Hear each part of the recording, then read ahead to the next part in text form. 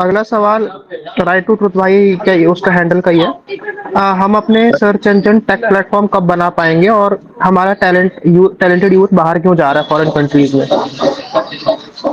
देखो, बाहर talented youth बाहर क्यों जा रहा है, इसका आंसर तो मतलब ये है कि अमेरिका की ये पॉलिसी है।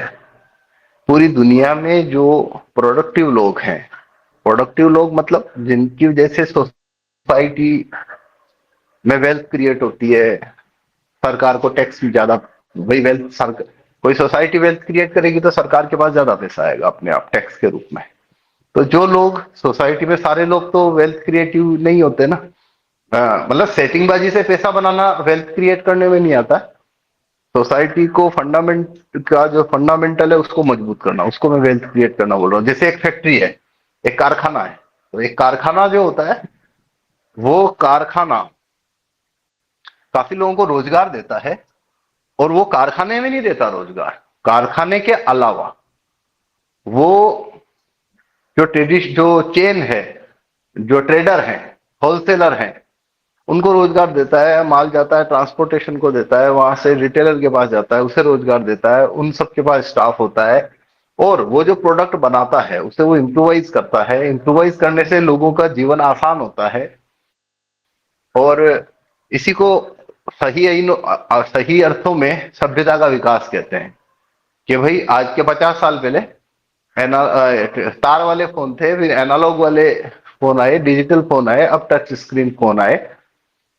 और ये सब तो इसी तरीके से जैसा ये विकास आपको डिजिटल में दिख रहा है, ऐसा सब जगह आता है। प्लम्बिंग में आता है, इलेक्ट्रिक फील्ड में आता है, घर में बिजली की फिटिंग है तो 25 साल पहले के बिजली फिटिंग देखो, आज की देखो, उसमें अंतर दिख जाएगा आपको। तो उसके अंदर चेंज आता है। खाना पकाने के उपकरणों में चेंज आता है।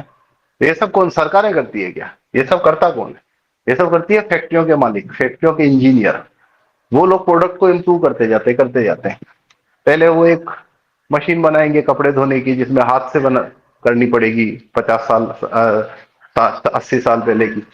बाद में उसको सुखाने वाला चीज खोजेंगे, फिर ड्रायर डालेंगे। 10 साल बाद में उसको सेमी ऑटोमेटिक बनाएंगे। 10 साल बाद में प्रोडक्ट और इम्प्रूव होगा तो ऑटोमेटिक बना देंगे। तो आज अब ऑटोमेटिक मशीनें चलती है, जिसमें कुछ नहीं करना है, कपड़ा डाल दो, पानी भी खुद खींच लेगी, वॉशिंग पाउडर भी खुद खींच लेगी, धो भी देगी, सुखा भी देगी, आपको निकाल के सुखाने डालने। तो ये सोसाइटी में ये इंप्रूवमेंट या ये चेंज लाया कौन है? सरकारें नहीं लाई, ये लाए फैक्ट्री के मालिक। तो जो ये इस तरीके की चीजें, इसको मैं बोलता हूं कि भाई सोसाइटी को बिल्ड करना, सोसाइटी में वेल्थ क्रिएट करना, उसे एडवांस करना सोसाइटी को। और ऐसा हर जगह होता है। हर जगह टाइलों से लेके, मकानों से लेके, फर्नीचर से लेके, फुटपाथ बनाने से लेके, रोड बनाने से लेके, हर तरफ, हर समय, हर साल सोसाइटी एडवांसमेंट ले रही होती है। तो अमेरिका की पॉलिसी है, दुनिया में जितने भी प्रोडक्टिव लोग हैं, जिन जिन समाजों में, वो लोगों को आकर्षित करके अमेरिका में लेके आना। क्योंकि प्रोडक्टिव आदमी जब आएगा तो पहले तो वो काफी सारी वेल्थ लेके आता है। जैसे भारत का एक आदमी है, वो देश छोड़ के चला गया, तो चला गया तो यहां से जितना भी पैसा है, वो सारा पैसा, मान लो 10 करोड़ है उसके पास, जो कि एक मामूली रकम है, कोई बड़ी रकम नहीं है। मेट्रो सिटी वगैरह में एक मकान भी किसी के पास होते 1-2 करोड़ का वही हो जाता है। तो मान लो वो 10 करोड़ लेके पहले बैंक में जाएगा, वहां जमा करेगा और डॉलर मांगेगा, और वो डॉलर लेके अमेरिका चला गया। तो अमेरिका के, वो आदमी अकेला नहीं आया, वो आदमी पैसा लेके आया, उसने अमेरिका के खाते में पैसा डाला है। दूसरी बात है, वो वहां पे अपने 10-5 करोड़ से पैसा लगा के वहां पे भी वेल्थ क्रिएट करने वाला है, क्योंकि वो एक प्रोडक्टिव आदमी है। तो अमेरिका की पॉलिसी रही है, दुनिया में जितने भी क्रीम लोग हैं या सोसाइटी के प्रोडक्टिव लोग हैं, वो उनको आकर्षित करना चाहता है। और वो आकर्षित करने के लिए उसको करना कुछ नहीं है। उसका एक सिंपल तरीका है, जैसे ध्रुवीकरण होता है ना हिंदू मुस्लिम का, उसी तरह एक प्रति ध्रुवीकरण होता है। प्रति ध्रुवीकरण मतलब कैसे है कि मान लो जो अमित शाह या मोदी जब हेट स्पीच करते हैं, तो वो हिंदुओं को खींच रहे होते हैं, वो खींच रहे होते हैं, हिंदू वोट को खींच रहे हैं। पर ओवैसी जब वो हेट स्पीच करता है, तो वो क्या करता है? वो मुस्लिम वोट नहीं खींच रहा है, खींचता वो हिंदू जो खड़े हैं ना, जिनको बीजेपी या अमित शाह या मोदी खींच नहीं पा रहे हैं, ओवैसी उनको उखाड़ के लात मार के धकेलता है मोदी की तरफ। इसको बोलते हैं प्रतिध्रुवीकरण करता है वो, कि भाई मान लो 10 लोग हैं तो 8 लोग अमित शाह या मोदी को सुन के हिंदूवादी होके उनकी तरफ चले जाएंगे, 2 अभी उखड़े नहीं है, वो अभी भी वहीं खड़े हैं। अब ओवैसी का काम है उनको उखाड़ना, वो आके उनको उखाड़ेगा, लात मार के उनकी तरफ फेंक देगा और वो उधर जाके जमा हो जाएंगे। तो अमेरिका अमेरिका में बैठ के यहां के लोगों को कैसे बुलाएगा? तो उसका तरीका है, जैसे भारत की बात करें तो भारत के लोगों को खींचना है तो उसका तरीका है भारत के ऐसे हालात बना के रखो कि यहीं के लोग लात मार के इनको भगाएंगे।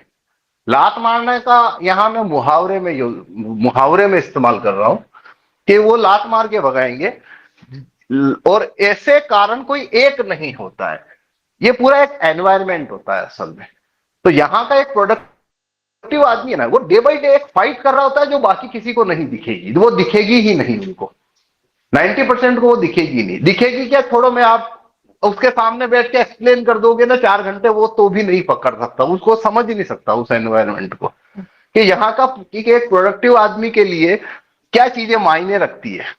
पैसा तो वो बहुत कमा रहा होता है, उसके अलावा क्या चीजें मायने रखती है, और ऐसी वो सैकड़ों चीजों से हर समय बुरी तरह से परेशान होकर छटपटा रहा होता है, उसको एक मौका चाहिए होता है। अगर यहां कोई ऐसा एंकर नहीं है जो उसे पकड़ के रख सके, तो वो 1 मिनट में उखड़ेगा और मौका मिलते ही चला जाएगा। जैसे सड़क पे आवारा कुत्ते उसी तरीके का एक उदाहरण है, जो उन्हें लात मार के फेंकने का काम करते हैं। मान लीजिए, जैसे अब केवल कुत्ते से कोई देश छोड़ेगा नहीं, छोड़ेगा, और कुत्ता क्या करता है, सड़क के कुत्ते वो एनवायरमेंट में एडप्ट करते हैं। जैसे भारत की पुलिस है, वो जब तक आदमी दोषी ना हो उसके पहले ही आरोप के आधार पे गाली दे के बात करेगी, किसी को भी उठा ले जाएगी, किसी को भी पीट देगी। ये एक एग्जाम्पल हुआ, ठीक है ना। प्रोडक्टिव लोग हैं, उनके पास पैसा होता है, और पुलिस, जज, अधिकारी किसकी तलाश में रहते हैं, किसके पास पैसा है, वो हमारे पीछे। देखो, भारत में ज्यादातर लोगों को क्यों नहीं पता पुलिस का और जज का भ्रष्टाचार क्या होता है, उसका रीजन है उन्होंने, क्योंकि पुलिस या जज को उनके पीछे आने की जरूरत नहीं, और वो ये समझते नहीं है कि भाई वो किसके पीछे जाते हैं। वो पीछे जाते हैं जो पैसा बना रहा है, वो उसी के पीछे जाते हैं। तो वो आदमी इस बात को जानता है कि ये लोग उसके दुश्मन है सोसाइटी में। जैसे 15 अगस्त 26 जनवरी पे मेरा देश महान वाली बातें कॉमन पर्सन को समझ आती है, उनको समझ में क्यों नहीं आ सकती? क्योंकि उनको पता है इसी देश की पुलिस या इसी देश के टैक्स ऑफिसर को या इसी देश के सरपंच को वो अभी लैंड कन्वर्जन का 10 लाख देके आया है, ये उसे पता है। तो उनके अंदर ये नफरत है ना, वो पनपना, वो एक प्रोडक्टिव आदमी है ना, वो देश से नफरत ही करेगा भारत में।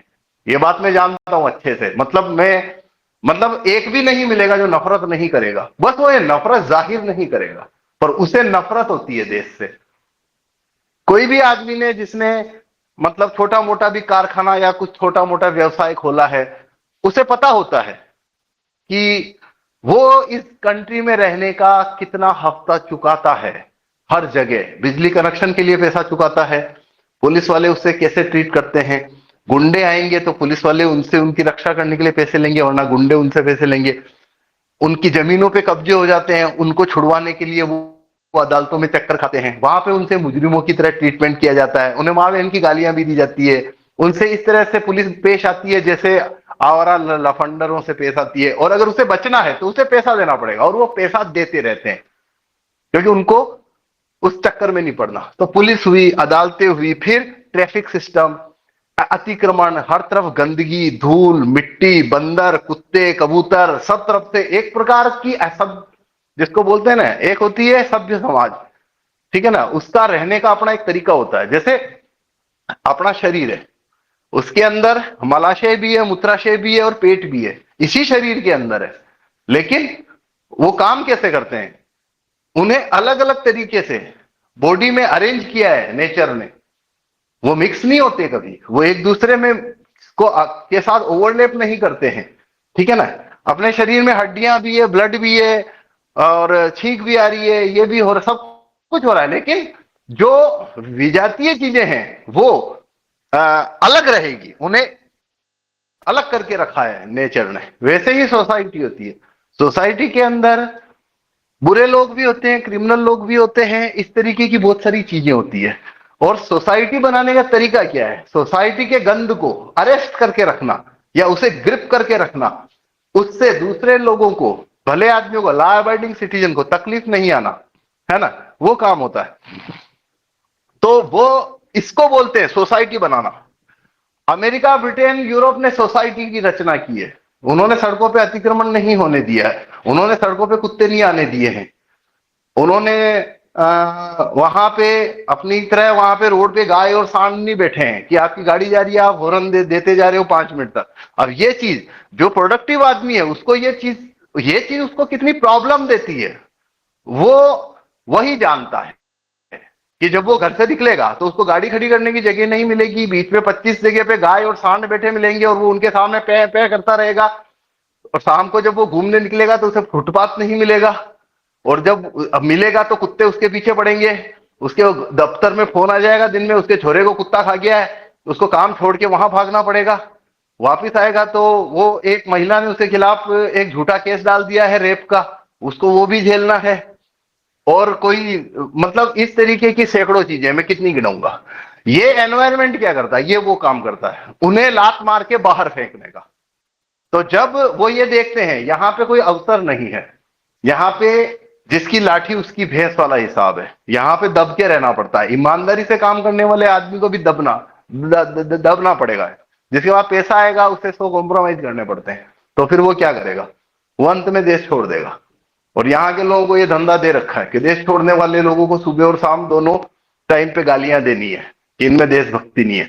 भाई कौन से देश की देशभक्ति की बात कर रहे हो? तो राहुल भाई ने ईवीएम के अंदर वोट चोरी कैसे हो सकती है उसका उन्होंने विज्ञापन दिया, तो चुनाव आयोग ने उनको राइटिंग में नोटिस भेज के बोला है 48 घंटे में सेम साइज का विज्ञापन लगाओ कि तुम्हारा दावा छूटा है वरना तुमको जेल में डाल देंगे। तुम कह रहे हो इस देश से प्यार भी करना है? मतलब कौन सी कॉमेडी है? पुलिस कैसे पेश आती है? जो एलिट लोग है वो लोगों से कैसे पेश आते हैं? उनको पकड़ के लठ मार मार के वैक्सीन दे रहे हैं, उनको पूछ रहे हैं क्या तुम्हारे को वैक्सीन लेनी है या नहीं लेनी है। तो सब तरफ वो, अभी भारत में एनिमल लवर कितने हैं? गिनेंगे तो 5-10 हजार से ज्यादा है ही नहीं।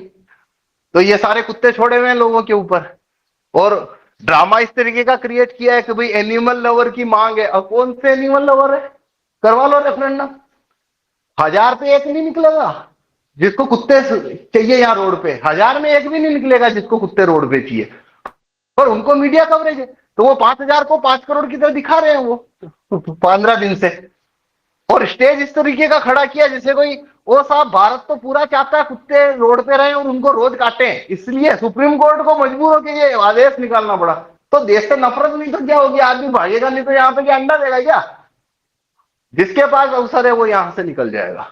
मतलब मेरे जानने के अंदर मैं कोई ऐसे 40-50 लोगों को जानता हूं पिछले 20-25 साल में, जो लोग थोड़े भी, जिनके पास में जब भी अवसर आया थोड़े भी पन पे, वो देश से निकल गए हमेशा के लिए। और ये सिलसिला आज से नहीं चल रहा है, ये 1950 से चल रहा है और ये हमेशा चलेगा। और ये भारत में नहीं चल रहा है, ये सारे उन मुल्कों में चल रहा है जिनकी दशा भारत जैसी, चाहे पाकिस्तान हो, चाहे लंका हो, चाहे म्यांमार हो।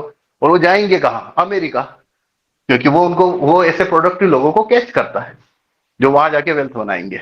तो अब इसको रोकना है तो उसमें भाषण से नहीं होता है कि ब्रेन ड्रेन हो रहा है साहब।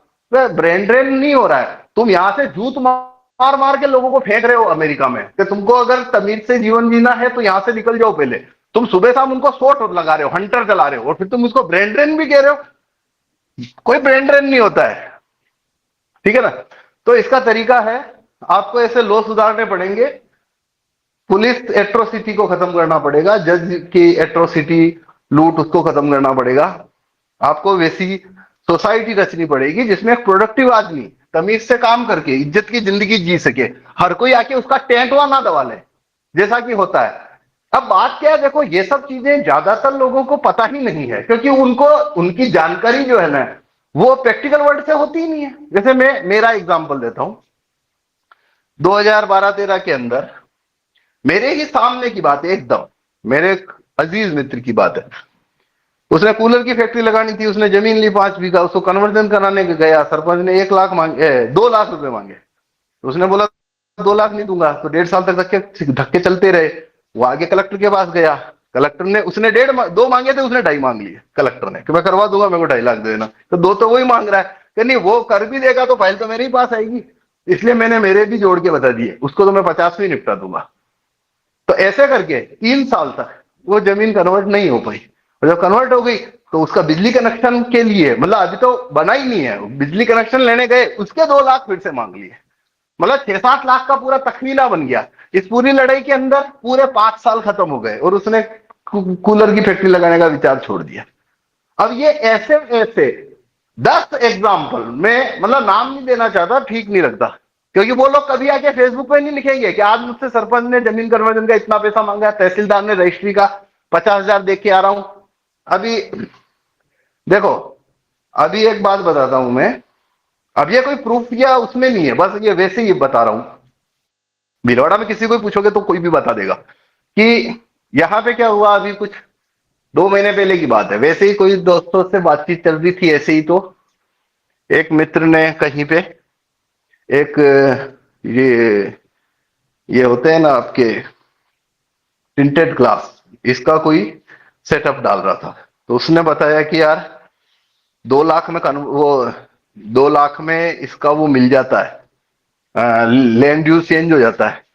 कलेक्टर है, वो मेरे से 5 लाख मांग रहा है। तो इस बात को लेके मैं 15 दिन से परेशान हूं, 5 लाख कहां से दूं। तो कलेक्टर को मैंने बोला 5 लाख नहीं दे सकता। उसने उसने बोला देखो, पैसे मेरे पास में तो 2 ही रहेंगे, लेकिन यहां पे जो नई सरकार आई है, या ये नया जो आया है निजाम, सभी के रेट डबल कर दिए उन्होंने। तो हमको जितना पैसा भेजना पड़ता था, अब उनको डबल भेजना पड़ रहा है, हम कहां से लाएं। तो उसने, अब हो सकता है वो झूठ बोल रहा हो, लेकिन ये सेम की सेम चीज थाने से भी ये की ये फीडबैक कि भाई हमको आगे ज्यादा पैसा भेजना पड़ रहा है, इसलिए हमें, हमारे ऊपर दबाव है, पैसा ज्यादा देना पड़ेगा। ऐसे कई विभागों से ये की ये बात बार बार, आप भिलवाड़ा में जो लोग ये इन विभागों के चपेट में चलते रहते हैं, उनसे पूछोगे तो ये आपको कॉमन आंसर मिलेगा कि भाई रेट डबल कर दिए सरकार ने, आते ही रेट डबल कर दिए। तो अब डबल कर दिए हैं, पर ये ट्रिपल भी होंगे, कहां जाएंगे। तो ऐसे एनवायरनमेंट के अंदर, अब ये कोई भिलवाड़ा की बात नहीं है, देखो ये पूरे भारत का एनवायरनमेंट है, लेकिन ये बातें कभी फेसबुक पे या सोशल मीडिया पे या कहीं पे लोगों के सामने नहीं आएगी, क्योंकि जो आदमी है उसको काम धंधा करना है, उसको झगड़ा नहीं करना है कहीं पे कि मैंने पैसे दिए, मेरे मैं परेशान हूं, उसको झगड़ा नहीं करना है। अखबार में, टीवी में, व्हाट्सएप पे और फेसबुक पे यही आएगा कि सरकार ने विकास कितना किया। और ये सरकार की बात नहीं है, पुरानी सरकार थी वो इससे ज्यादा निकम्मी थी, अगली आएगी वो भी इससे ज्यादा निकम्मी आएगी। तो ब्रेन ड्रेन कोई एक चीज से नहीं होता है, ब्रेन ड्रेन ऐसी बहुत सारी चीजें मिलके आदमी के अंदर एक नफरत पैदा करती है। नफरत नहीं भी कहें तो उसमें एक भाव आ जाता है कि यहां लाइफ नहीं है, मेरे को यहां से निकलना है, और मौका मिलते ही वो निकल जाता है। तो अच्छे कानून आएंगे जैसे वहां है, तो यहां पे जस्टिस सर्व होगा, और ये लोग जाना रुकेंगे, वरना वो जाते रहेंगे।